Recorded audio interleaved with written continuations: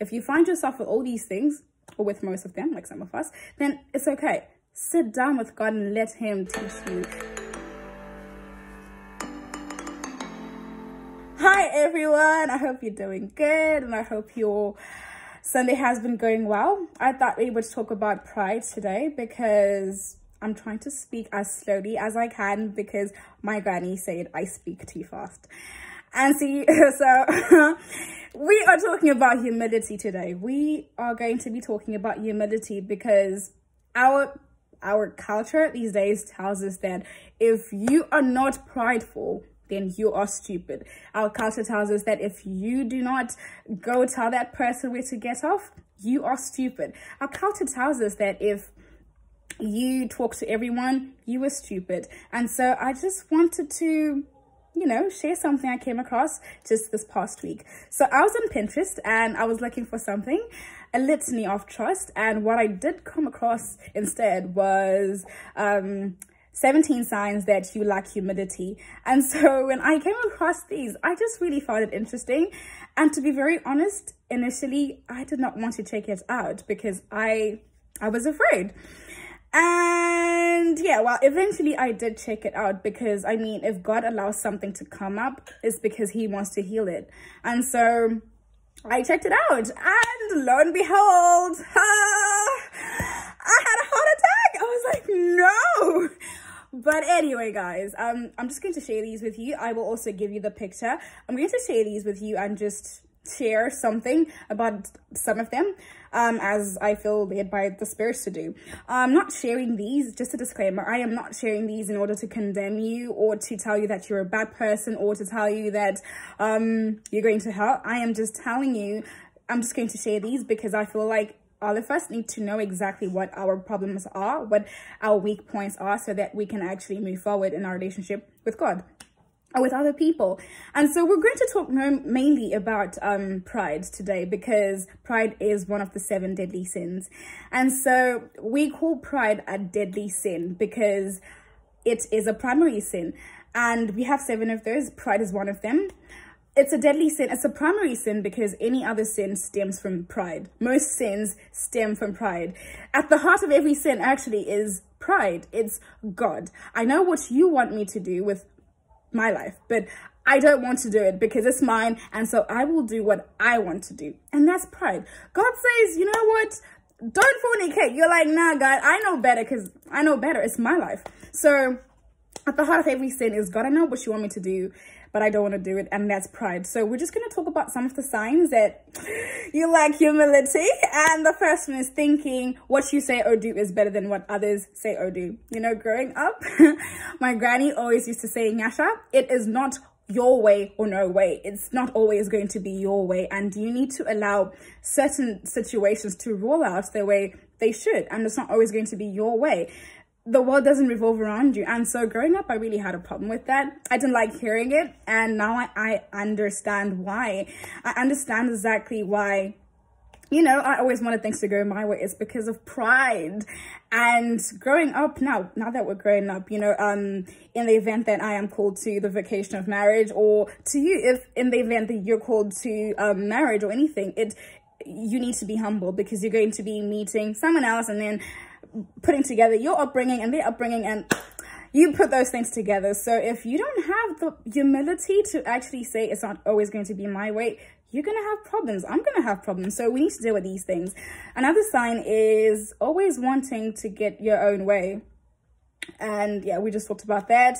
I just put 1 and 2 together. The first one is thinking what you say and do is always best. And the second one is wanting to get your way all the time. The third thing, I'm just going to run through them and speak more about some of them. The other one is arguing when you're right or not, and insisting stubbornly with bad manners. And I know our culture tells us that, you need to argue your point, tell them what you think and all that. But at the end of the day, if we then begin to put in bad manners, I don't know about you, but I definitely have gone through the comment section on Twitter or Instagram, and I see a lot of bad things there. Like, why are you using such foul language to express a simple point?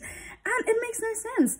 It's as if our culture has just degenerated our integrity so much that, just to say something simple, we have to curse. Just to say something, just to express your point, we feel that you need to be vigorous and you need to be outright rude and just display bad manners. And that's the thing, you know, we are breeding sin in our hearts. Literally, we are a breeding ground for the devil to just come in and do as he pleases with us, because we have so much pride in our hearts. And I was reading through one of the readings today, and I think it's 1 Peter 1 verse 7 or 8, somewhere there, and it talks about how we should put all our hope and trust in God. But you know what? If we are prideful, we will not go before God and pray. Pride will not allow you to pray to God. Pride will not allow you to kneel. Especially, you know, the pastor in prayer. Pride won't allow you to kneel. Pride will tell you you are too good to kneel before anyone.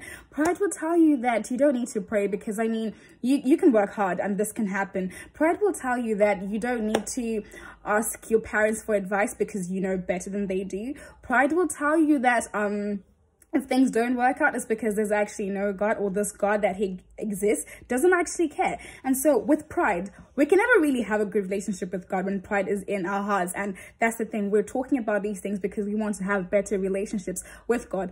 And so the other sign is giving your opinion without being asked for it. I made a video, the first video that I made, I think I just went a bit too rude here, and so I had to make another one because we're talking about humility. So, you know, giving your opinion without being asked for it is actually very rude. Some time ago, my granny said to me, unless your opinion is asked for, please just shut up. And it seemed rude to me initially. Like, why would you say that to me? She's gonna watch this, so... But looking back at it now, I really do understand why she said that, because you don't need to always give your opinion. If someone came to you and they shared their story with you, you don't need to give your opinion unless they ask for it. At times, people are just sharing so that you know, not that they want an opinion or your input or what you think about it, because at the end of the day, it's not about you. The other sign is despising the viewpoint of others. My granny is going to watch this, but I'm going to say it anyway. Growing up, my mom and my granny would say stuff to me, and to be very honest, I used to think, I don't care. Like, I want to do what I want to do because I know better. But little did I know that, to be very honest, if I had listened to my granny and my mom say things to me, I definitely would have landed myself in a better situation, and I definitely would have avoided so many problems that I ended up having because I despise the viewpoints. I thought, and that's the same thing that you might have as well, you know, not listening to your parents because you think they don't know anything. But that's the thing, there's no new sin that has been invented. There's nothing new under the sun. So you cannot possibly be going through a new problem that no one has ever heard of. It's not possible. If your parent is telling you something, it's because they've been through it. Your parent did not just fall from heaven and just land here and automatically be your parent. They actually had an experience, a similar experience to what you're going through. And if you allow them to help you settle into life, and if you allow them to, if you dig deep into the well of their wisdom, you will get to places without landing yourself in problems. The reason why our parents tell us things, or the reason why God tells us things, is because he doesn't want us to be in situations we could have avoided. He doesn't want us to land in problems. God doesn't want us to be in problems. And that's exactly why he gives us our parents, our chaperones. But if we don't listen, the other sign is mentioning yourself as an example in a conversation. If you are having a conversation with someone and you want to give an example of something good, and you say, yeah, for example, let's say I win some money. If it's something good, I learned this in one of my etiquette classes. My lecturer say that, I think it was correspondence. I'm not quite so sure anymore. But when you are speaking about something good, then it's always you language. When you're speaking to someone, it's you language. And which is to say, if I say something good, before I say something good, I refer to you and I say, oh, for example, you did something good and yada, yada, yada. But if I want to say anything bad, it's always in the sense of that thing, or give an example of yourself. don't give an example of something bad happening to someone else, and then when you speak about good things, you give an example of yourself. That's prideful, you know. And these are general things that some of us probably should have learned a long time ago, but because we don't have the time to sit and learn, because we're always scrolling through our Instagram, and that's probably how you found this video. But anyway, making excuses when rebuked. Honestly, I'm not even going to go into this, but that's no, I think I should. You know how when a priest is telling you something, or a nun or a pastor or whoever is above you spiritually, or even God, yes, when God tells us in his word not to do something, and we don't think he's serious, we think, God is so funny, this joker, he's got time to be telling me this?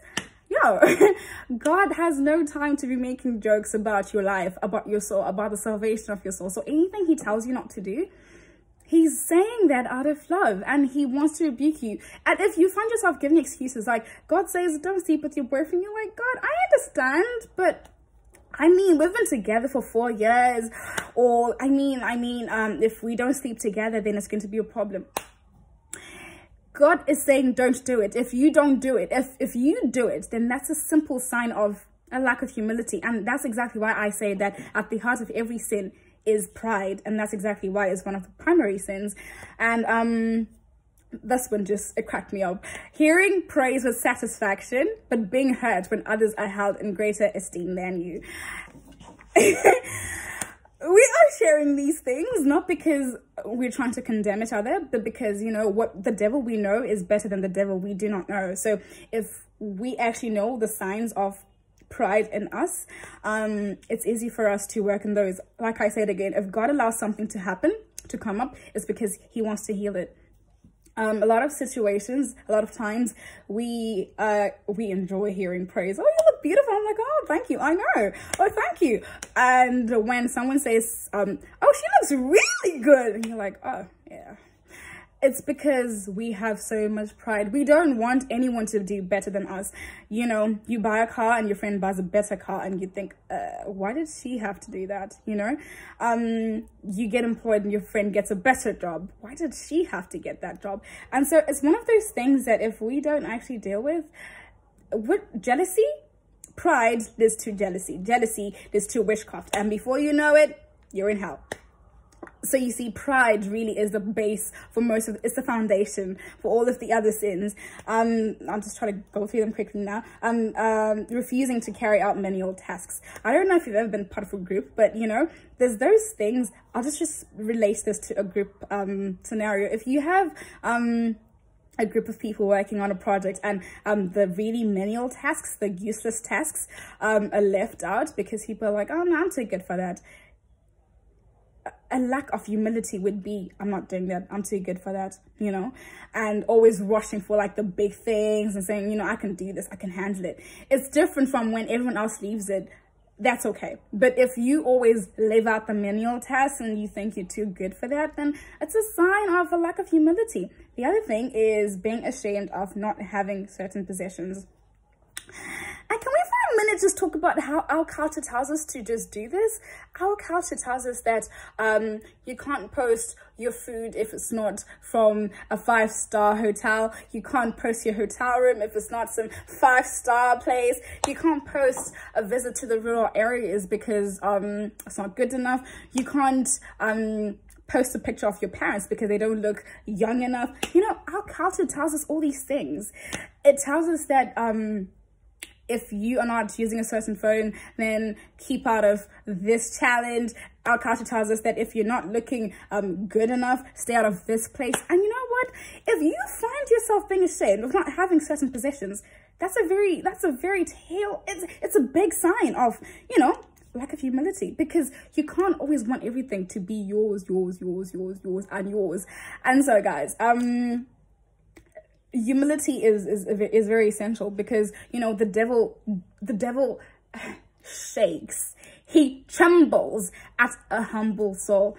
And this is exactly why I've got so much sin in the world, because you know there's a lot of pride, and the devil loves pride, you know. So I'll post this and you take yourself out and ask God to heal whatever he has to heal. Humility is not, I'm holy guys, That's not necessarily it. So you can, you know, cover your face and walk around in sackcloth, but if you're still having all these things inside your heart, you're not humble. So have a lovely week, guys. I'll be praying for you, and may God continue to bless you.